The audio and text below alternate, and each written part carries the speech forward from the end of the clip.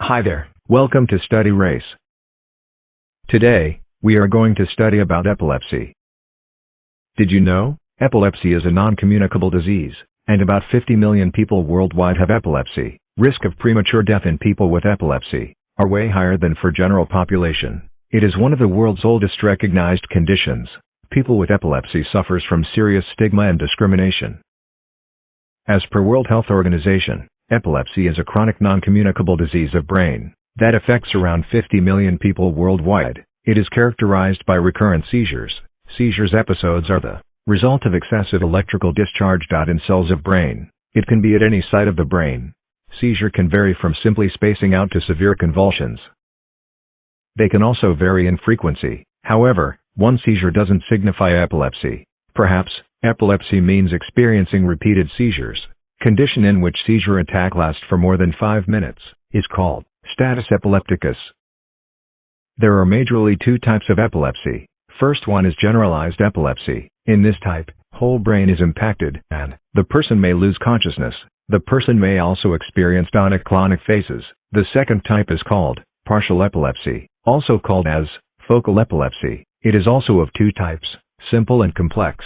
There is only a part of brain affected in this type of epilepsy. Now, let's take a look at etiology. Surprisingly, the cause of this disease in more than 50% of cases is unknown. Epilepsy can occur due to structural, genetic, infection, metabolic, immune and unknown reasons. It affects about 50 million people worldwide. It can be said that 1 out of 100 people are having epilepsy. However, epilepsy can be treated. A significant portion of global disease burden is accounted for by epilepsy. It is diagnosed in about 50 people out of every 100,000 people. In high-income countries, it is probably due to endemic diseases like malaria or birth injuries. Nearly 80% of epilepsy sufferers reside in low- and middle-income nations. Other causes include brain damage, congenital abnormalities, severe head injury, stroke, infection, genetic syndrome, brain tumor. Let's have a look at pathophysiology. Excitation of a group of nerves. This is caused by inward currents of sodium, calcium and involvement of excitatory neurotransmitters like glutamate and aspartate. There is too little inhibition of excitation by ions like chloride.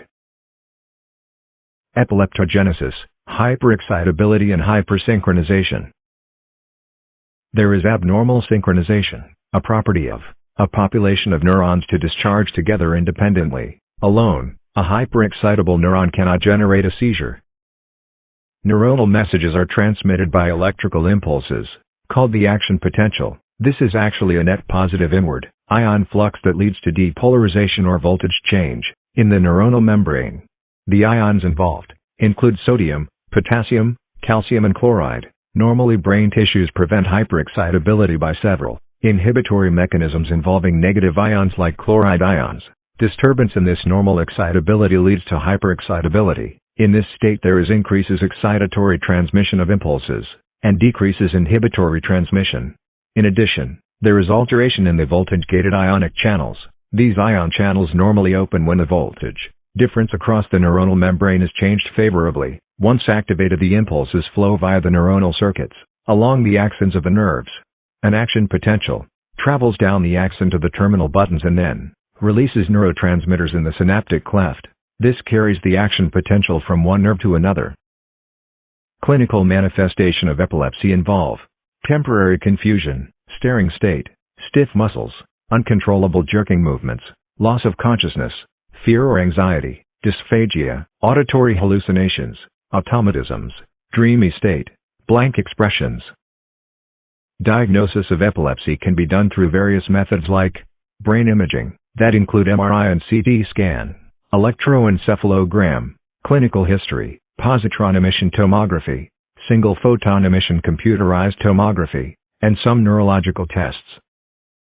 It can be managed without drugs to some extent, by lifestyle modification, diet, weight reduction, avoid smoking and alcohol, stress management, eliminating known triggers, ketogenic diet. There is some basic first aid techniques one can use, that are ease the person on floor, turn person onto one side, which will help the person to breathe, clear the area of anything hard or sharp, put something soft and flat under the head, remove eyeglasses or tight clothing. Some drugs that can be used to treat or manage epilepsy, that are barbiturates, deoxybarbiturates, hydantoin, iminocyclovines, succinimides, aliphatic carboxylic acid, benzodiazepines, phenyltriazines, cyclic GABA analogs, and some newer drugs such as lacosamide. Just live the way you want, but with some little precautions. Don't be discouraged by this small disease and live happily. Please take a look at summary. At last, thank you everyone.